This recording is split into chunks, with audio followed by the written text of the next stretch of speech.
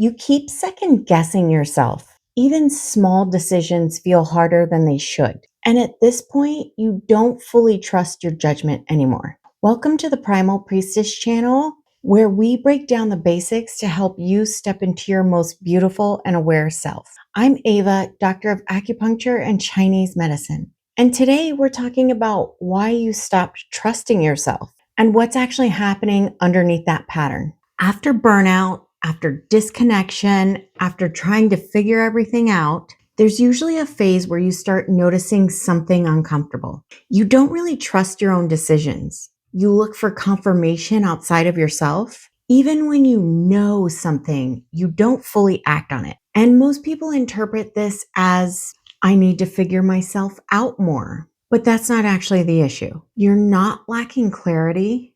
You're lacking trust in what you already sense. Now let's orient this because it isn't random. You're now more fully in heart energy right now.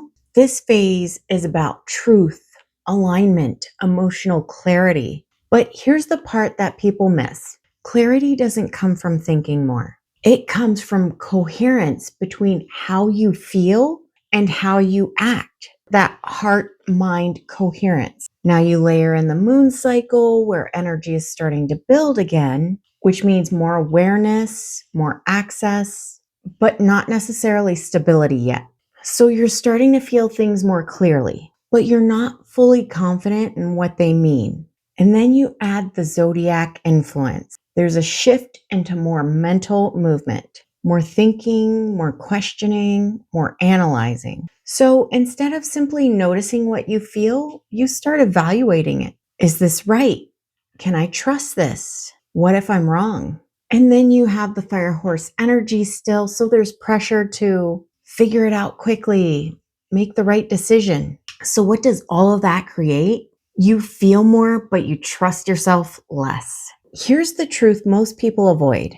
You didn't lose your intuition, you just stopped trusting it because you've been overriding it. Small moments, like you knew you needed to rest, but you pushed through. You knew something felt off, but you stayed anyway. You knew what you wanted, but chose what was easier. And every time you do that, you teach yourself, my signals aren't reliable. Not because they're wrong, but because you don't follow them. So over time, you stop listening, or you keep listening, but you don't act. And that gap, that's where self-trust breaks. So here's the reframe. Self-trust is not something you find. It's something you rebuild through action, not big dramatic decisions. Small, consistent follow through. Doing what you said you would do, even if it's inconvenient. Your job is to start closing the gap between what you feel and what you do, because that's what creates trust. So let's keep this grounded and simple this week. Let's follow through on one small internal cue each day. Something simple.